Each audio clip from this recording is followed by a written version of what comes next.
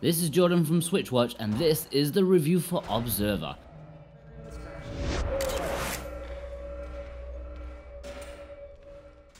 Before we get into it, don't forget to hit that subscribe button for all the latest Nintendo Switch reviews, news and features. Become part of the SwitchWatch community. The year is 2084, the world is in tatters after governments have fallen and it's now businesses that rule the roost in this dystopian world. Our story is set in Krakow, Poland, as you take the role of Daniel, and you are what's known as an observer. Abiding the megacorporation's will, these observers are tasked with hacking people's minds in order to force out the truth. It's not long until our story gets right to the nitty-gritty though, as Daniel is embroiled in a blast from his past. His estranged son calls him out of nowhere, and as Dan triangulates his whereabouts to an apartment complex in the absolute gutter of the city, he gets a shock of seeing a headless corpse. Confident this isn't his son, Daniel does what he does best and sets out to find the truth. It's a story of conspiracy, things not as they seem, and it unravels very nicely over the course of the game. The story is one of the strongest aspects of the game, no doubt, and it had me hooked from beginning to end. It uses fantastic sci-fi concepts, and I think fans of sci-fi media will love what they incorporate into the story here. In the laziest of descriptions, Observer is a walking simulator, just as Layers of Fear before it from the same team. Gameplay is minimal, but that's me doing it a bit of an injustice. Walking simulator is almost a derogatory term these days and is burdened with a bit of a stigma. And I'll be honest, I don't know about you guys, but I'm one of those sneerers myself. But there's nothing pretentious about Observer, so I'm all for it. The majority of the gameplay takes place in the rundown apartment building that your son was last heard from. If you've played Layers of Fear before, the whole feel of this will be very familiar to you. Walking is slow, environments are cramped. Not only do you intend to find your son, but also a way out of the apartment block which has been quarantined for fear of outbreak of the plague, which cost so many lives many years ago. You'll speak with the manager as well as a variety of tenants, although the latter are kept to conversations separated by apartment doors. Some are useful for finding clues, others are mere curiosities.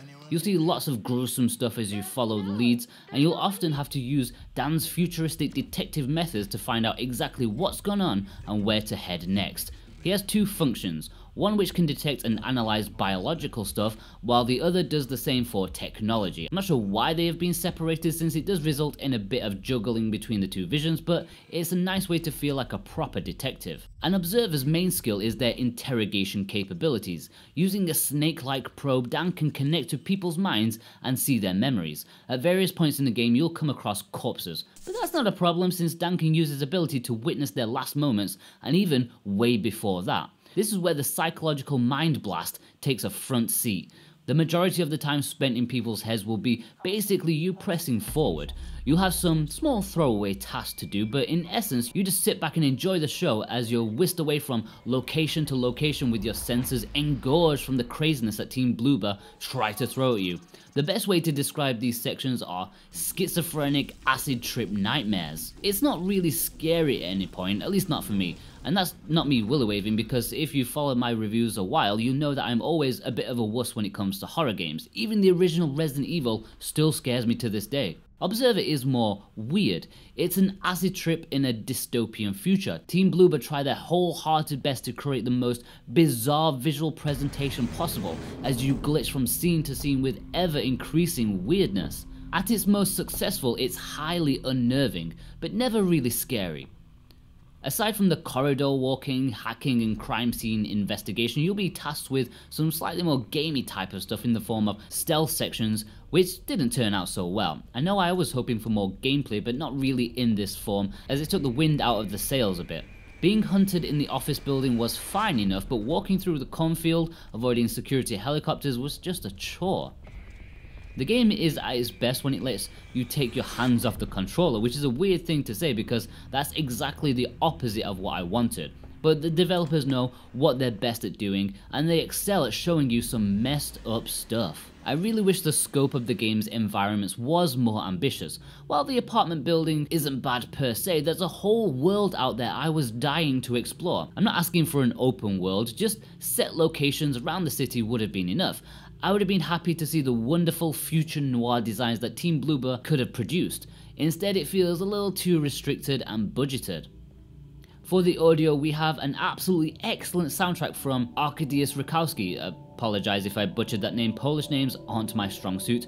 And while melodies and rhythms are few and far between, the atmosphere created here is astonishing in my opinion. Just listening to the soundtrack with my eyes closed gave me chills. It has a very mechanical nature to it, like technology malfunctioning and ready to kill. This is a game that 100% needs to be played with headphones or a proper sound system. Plug this bad boy into your ear holes, turn out the lights and prepare to freak out from the soundtrack alone. There is voice acting here, and many 80s movie fans will be delighted to hear the voice of Rutger Hauer.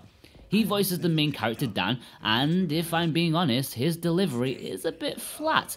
I hate myself for saying that, as I do think Rutger Hauer is a badass, but it just hasn't worked out so great here. I'm putting it down to a lack of direction. It kind of feels he's been put in front of a microphone without any context of the situation at hand. He feels overly calm when things go down. He speaks more venomously when it's not necessary. It's just kind of all over the place.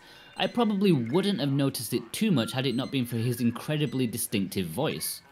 Visually, the game is unique amongst other Switch titles. It's going for a strong, realistic look which is ambitious for such a small development team on limited hardware, at least in comparison to other platforms that it was initially designed for. On a big TV, I have to say it does look a little rough around the edges in some areas. For a start, it's very blurry when looking at anything other than a meter away from your face.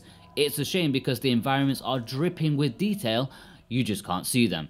Visual effects, mostly seen in the mind-hacking sequences, also suffer as they do look a little flat. It takes away from the immersion as it pretty much opens the curtain to see the magic behind the development. I do love the art style though. The technology, the neon, the lighting, all of it is great. It's just a shame that it can't be shown off in its true glory on the Nintendo Switch. Another blow is in the frame rate, which is not perfect at all, and often succumbs to stutters. It seems fairly random too, considering it can happen in what appears to be less taxing areas, whereas in some places with heavy visuals going on, it was smooth. It's odd and disappointing. I even experienced a handful of crashes showing how poorly optimized this release is. All of them were in the second half of the game, and 2 completely rebooted the game, while another froze my screen completely. I don't know whether this was a lack of testing in the latter half of the game or what. I really hope there's a patch to alleviate these problems in time for release, but I don't know. I think the game looks a lot better in handheld mode than it does on a big TV, with everything compacted down to the smaller screen and visual fidelity being pretty much the same. The visual flaws show far less when the game's in your hands. I actually found it to be the best way to play, but since I have to capture footage for this review, I reluctantly had to play it on the TV. Be warned, Nintendo Switch owners, because Observer will take up a whacking 18 gigabytes of storage space, making it one of the biggest Switch games out there. Make sure you've got the space to spare before purchasing this one. For value, the asking price of Observer is $29.99 in the US eShop and £26.99 in the UK. The price here is looking a little on the heavy side, but despite being out on other platforms for well over a year, it does have parity with those older releases. If you want to buy this on the PS4, for example, you'll be looking at paying the same price as the Nintendo Switch version. Is it worth that price? To a point, maybe. I'm always a bit wary when indie games push the $30 mark, especially ones as limited as psychological horror games where replayability and scope is just not here. It's a one-time playthrough only. Still, when you have a story as engrossing as this one, I can't complain too much. When it comes to scare per dollar, you may not get the same bang for your buck as say Outlast 1 or 2. But it's not terrible value either. You'll be getting a solid 8 to 10 hour experience. There's no physical version as of yet, but if it's anything like the PS4 release, I would bet my savings on limited run games chipping in with a release later down the line. So if you're a physical collector but have your eye on this one, you may want to hold off a few months before it will probably be announced. Before we get into my final thoughts, don't forget to hit that subscribe button if you haven't already. Leave a like and a comment, it helps us out as we always try to reply to everyone. Tell us what you think of Observer, are you going to pick it up or not? Overall, I think Observer is pretty good at what it's trying to do. Whether that's what I hoped for is another matter entirely. As a rollercoaster ride of the weirdest visual imagery that Team Bloober can throw at you, Observer succeeds. If you were hoping for a game with a bit more substance in a Blade Runner-like world, then you're better off looking elsewhere. It's not particularly scary, more weird than anything else, but I did enjoy it despite my initial expectations of what the game was going to be. The story was captivating and the art style is great, but it's probably best played elsewhere as the visuals and performance often hold it back here on the Nintendo Switch. For this version, I would give it a good 7 out of 10.